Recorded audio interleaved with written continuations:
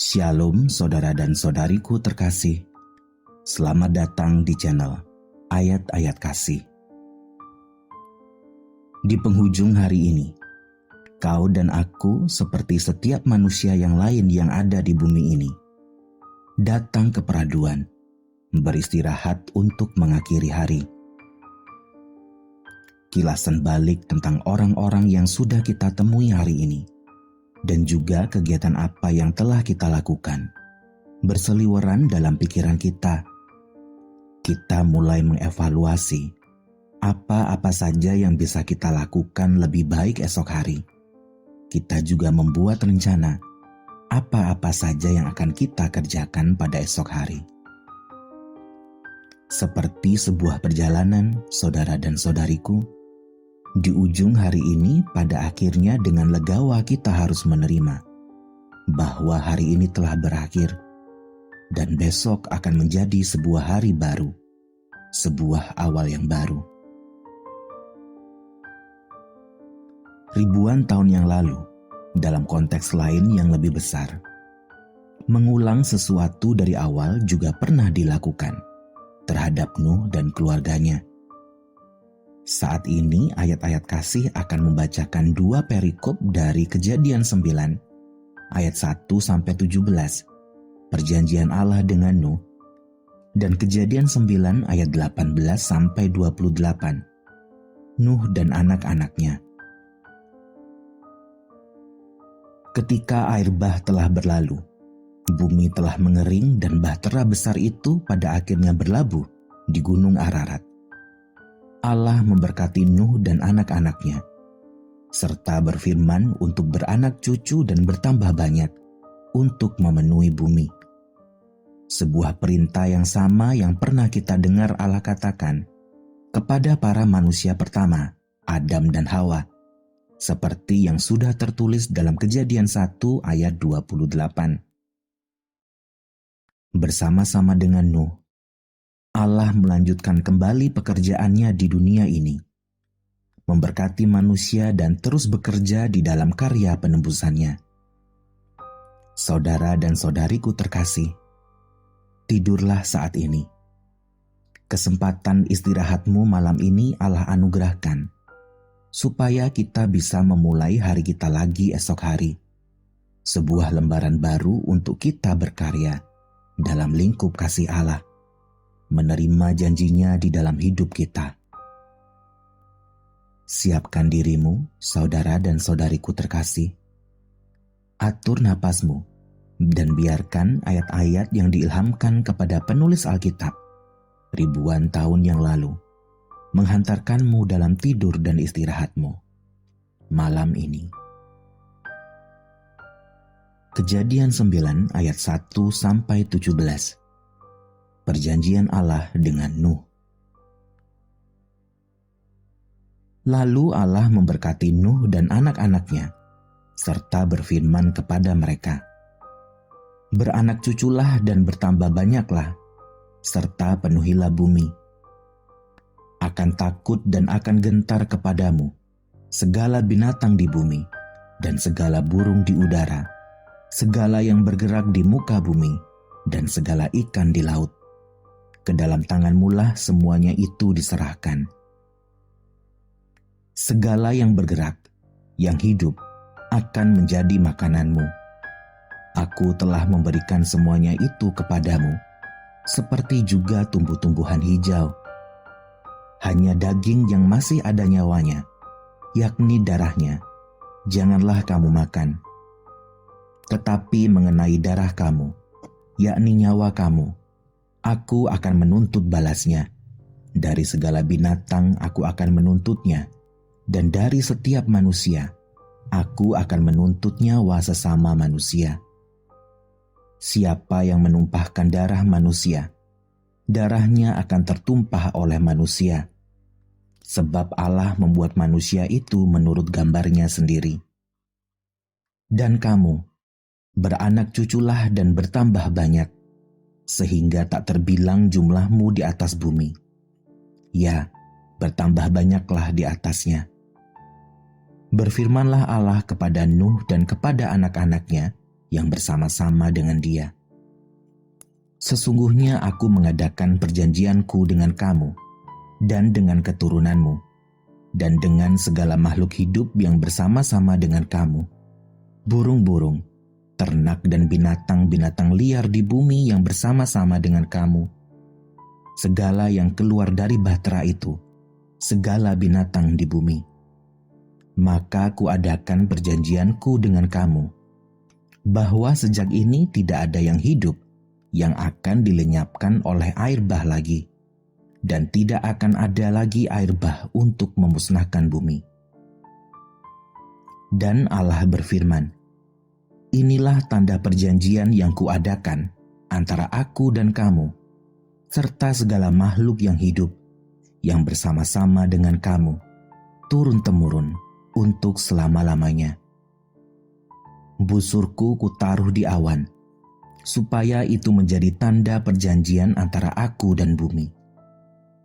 Apabila kemudian kudatangkan awan di atas bumi, dan busur itu tampak di awan, maka aku akan mengingat perjanjianku yang telah ada antara aku dan kamu, serta segala makhluk yang hidup, segala yang bernyawa, sehingga segenap air tidak lagi menjadi air bah, untuk memusnahkan segala yang hidup.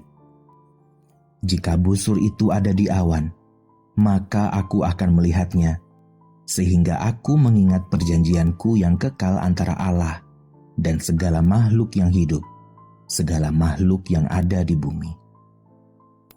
Berfirmanlah Allah kepada Nuh, inilah tanda perjanjian yang kuadakan antara aku dan segala makhluk yang ada di bumi. Kejadian 9 ayat 18 sampai 29. Nuh dan anak-anaknya. Anak-anak Nuh yang keluar dari bahtera ialah Sem, Ham, dan Yafet. Ham adalah bapa Kanaan. Yang tiga inilah anak-anak Nuh, dan dari mereka inilah tersebar penduduk seluruh bumi. Nuh menjadi petani. Dialah yang mula-mula membuat kebun anggur. Setelah ia minum anggur, mabuklah ia dan ia telanjang dalam kemahnya. Maka Ham, bapa Kanaan itu, melihat aurat ayahnya, lalu diceritakannya kepada kedua saudaranya di luar. Sesudah itu, Sem dan Yafet mengambil sehelai kain dan membentangkannya pada bahu mereka berdua. Lalu mereka berjalan mundur. Mereka menutupi aurat ayahnya sambil berpaling muka, sehingga mereka tidak melihat aurat ayahnya. Setelah Nuh sadar dari mabuknya dan mendengar apa yang dilakukan anak bungsunya kepadanya, berkatalah ia, "Terkutuklah Kanaan, hendaklah ia menjadi hamba yang paling hina bagi saudara-saudaranya." Lagi katanya, "Terpujilah Tuhan Allah Sem, tetapi hendaklah Kanaan menjadi hamba baginya." Allah meluaskan kiranya tempat kediaman Yafet, dan hendaklah ia tinggal dalam kemah-kemah Sem, tetapi hendaklah Kanaan menjadi hamba baginya. Nuh masih hidup 350 tahun sesudah air bah. Jadi Nuh mencapai umur 950 tahun. Lalu ia mati.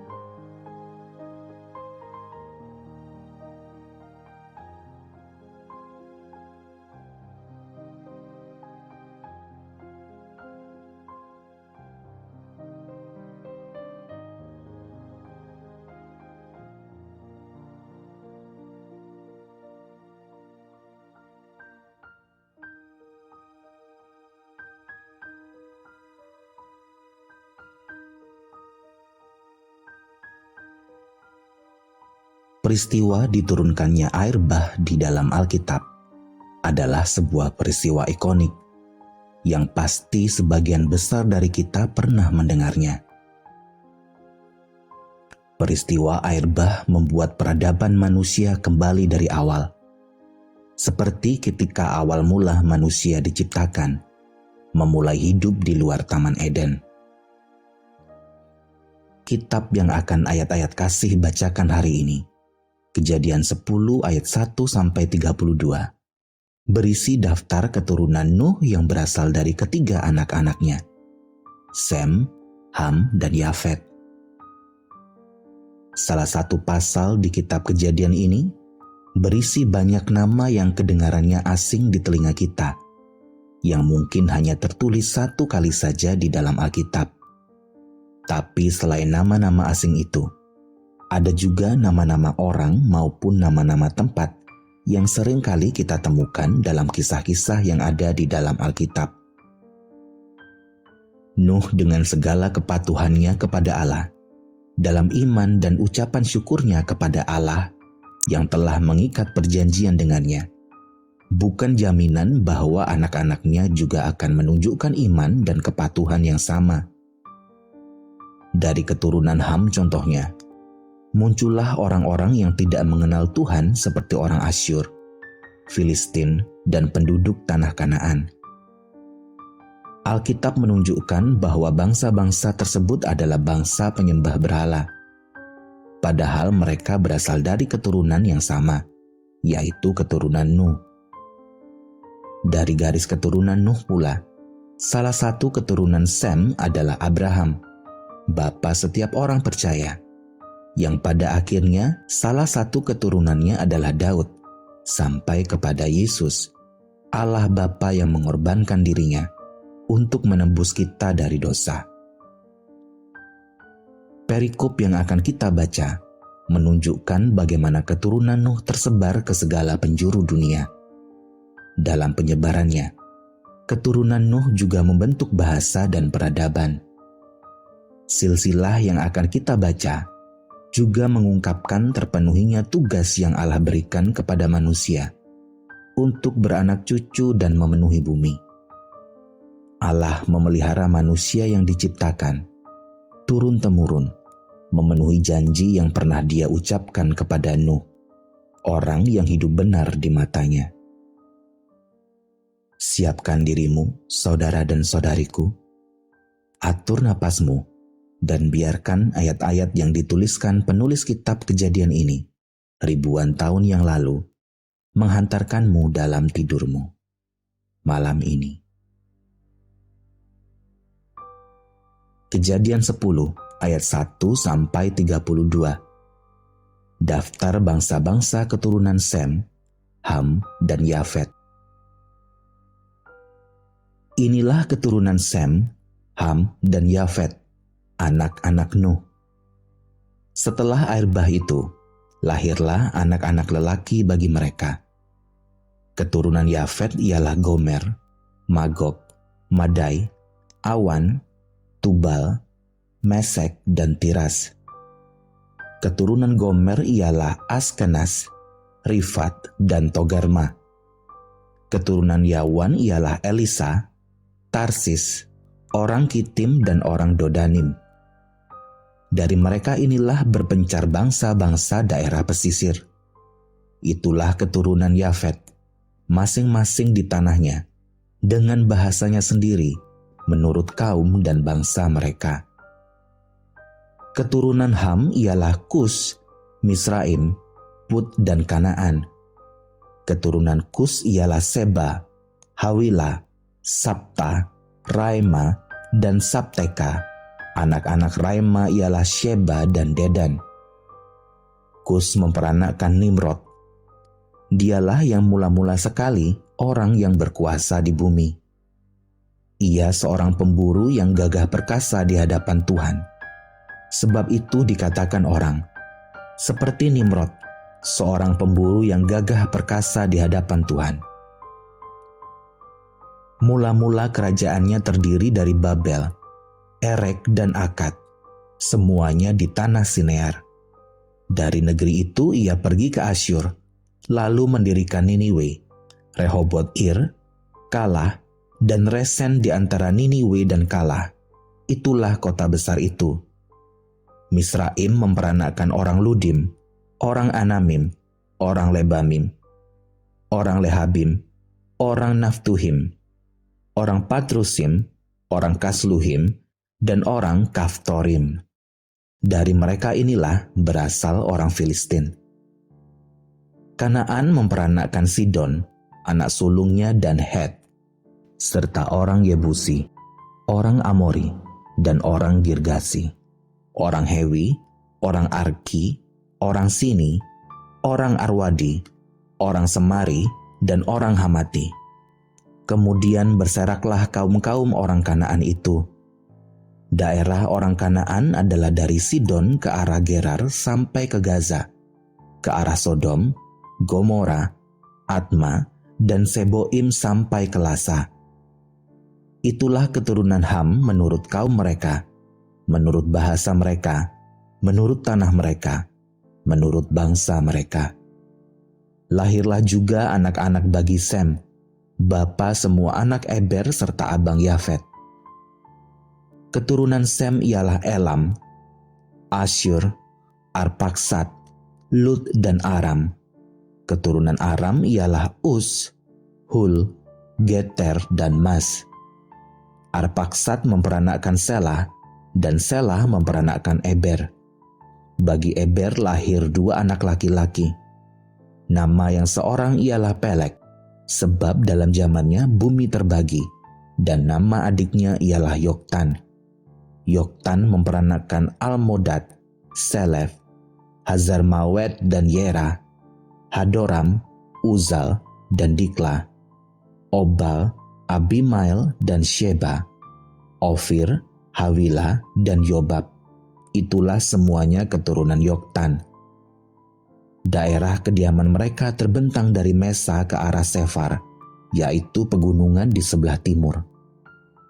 Itulah keturunan Sem, menurut kaum mereka, menurut bahasa mereka, menurut tanah mereka, menurut bangsa mereka. Itulah segala kaum anak-anak Nuh menurut keturunan mereka, menurut bangsa mereka. Dan dari mereka itulah berpencar bangsa-bangsa di bumi, setelah air bah itu.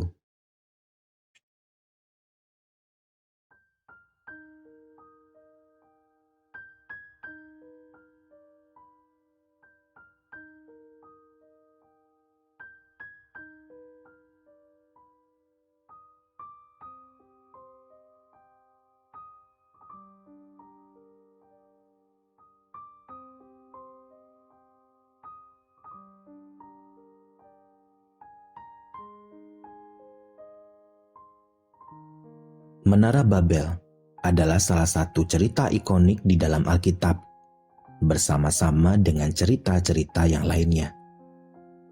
Penulisan Menara Babel di dalam Kejadian 11 ayat 1-9 seakan-akan terpisah dari perikop yang mendahulinya ataupun perikop sesudahnya.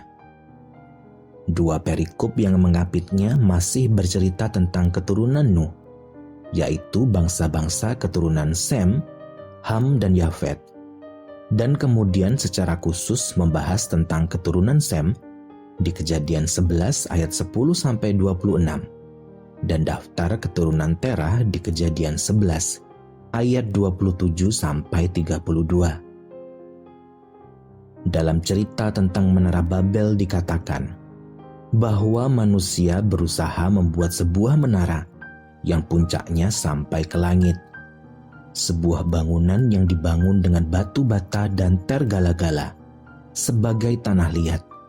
Manusia yang telah Allah selamatkan dari air bah, yang Allah harapkan bisa menjadi sebuah generasi baru yang bergaul dengan Allah, tidak bisa memenuhi harapan Allah.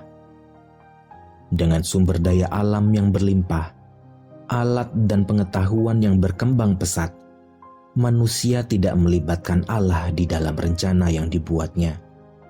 Manusia juga tidak mencari apakah memang membangun sebuah menara adalah yang Allah ingin manusia lakukan.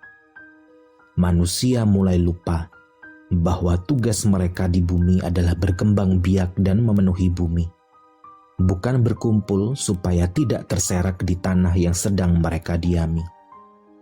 Manusia mulai menjadi makhluk yang sombong. Saudara dan saudariku terkasih, menjadi istimewa dan lebih dari yang lain seringkali kita temui sebagai salah satu upaya untuk bertahan di tengah zaman ini.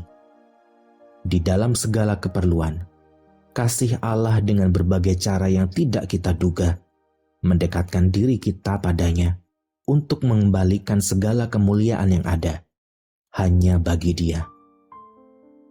Siapkan dirimu, saudara dan saudariku. Atur napasmu dan biarkan ayat-ayat firman Allah ini menemanimu dalam waktu tidurmu saat ini. Kejadian 11 ayat 1-9. Menara Babel. Adapun seluruh bumi, satu bahasanya dan satu logatnya. Maka berangkatlah mereka ke sebelah timur dan menjumpai tanah datar di tanah Sinear. Lalu menetaplah mereka di sana. Mereka berkata seorang kepada yang lain, "Marilah kita membuat batu bata dan membakarnya baik-baik." Lalu bata itulah dipakai mereka sebagai batu dan ter gala-gala sebagai tanah liat. Juga kata mereka, "Marilah kita dirikan bagi kita sebuah kota dengan sebuah menara yang puncaknya sampai ke langit, dan marilah kita cari nama supaya kita jangan terserak ke seluruh bumi." Lalu turunlah Tuhan untuk melihat kota dan menara yang didirikan oleh anak-anak manusia itu. Dan Ia berfirman, "Mereka ini satu bangsa dengan satu bahasa untuk semuanya. Ini barulah permulaan usaha mereka. Mulai dari sekarang, apapun juga yang mereka rencanakan, tidak ada yang tidak akan dapat terlaksana. Baiklah kita turun dan mengacau balaukan di sana bahasa mereka, sehingga mereka tidak mengerti lagi bahasa masing-masing." Demikianlah mereka diserakkan Tuhan dari situ ke seluruh bumi, dan mereka berhenti mendirikan kota itu. Itulah sebabnya sampai sekarang nama kota itu disebut Babel, karena disitulah dikacau balaukan Tuhan bahasa seluruh bumi, dan dari situlah mereka diserakkan Tuhan ke seluruh bumi. Kejadian 11 ayat 10-26. Keturunan Sem. Inilah keturunan Sem. Setelah Sem berumur 100 tahun, ia memperanakkan Arpaksad 2 tahun setelah air bah itu. Sem masih hidup 500 tahun setelah ia memperanakkan Arpaksad, dan ia memperanakkan anak-anak lelaki dan perempuan. Setelah Arpaksad hidup 35 tahun, ia memperanakkan Selah. Arpaksad masih hidup 403 tahun setelah ia memperanakkan Selah, dan ia memperanakkan anak-anak lelaki dan perempuan. Setelah Selah hidup 30 tahun, ia memperanakkan Eber. Selah masih hidup 403 tahun setelah ia memperanakkan Eber, dan ia memperanakkan anak-anak lelaki dan perempuan. Setelah Eber hidup 34 tahun, ia memperanakkan Peleg. Eber masih hidup 430 tahun setelah ia memperanakkan Peleg, dan ia memperanakkan anak-anak lelaki dan perempuan. Setelah Peleg hidup 30 tahun, ia memperanakkan Rehu. Peleg masih hidup 209 tahun setelah ia memperanakkan Rehu, dan ia memperanakkan anak-anak lelaki dan perempuan. Setelah Rehu hidup 32 tahun, ia memperanakkan Serug. Rehu masih hidup 207 tahun setelah ia memperanakkan Serug, dan ia memperanakkan anak-anak lelaki dan perempuan. Setelah Serug hidup 30 tahun, ia memperanakkan Nahor. Serug masih hidup 200 tahun setelah ia memperanakkan Nahor, dan ia memperanakkan anak-anak lelaki dan perempuan. Setelah Nahor hidup 29 tahun, ia memperanakkan Terah. Nahor masih hidup 119 tahun setelah ia memperanakkan Terah, dan ia memperanakkan anak-anak lelaki dan perempuan. Setelah Terah hidup 70 tahun, ia memperanakkan Abram, Nahor, dan Haran. Kejadian 11 ayat 27-32. Daftar keturunan Terah. Inilah keturunan Terah. Terah memperanakkan Abram, Nahor, dan Haran memperanakkan Lot.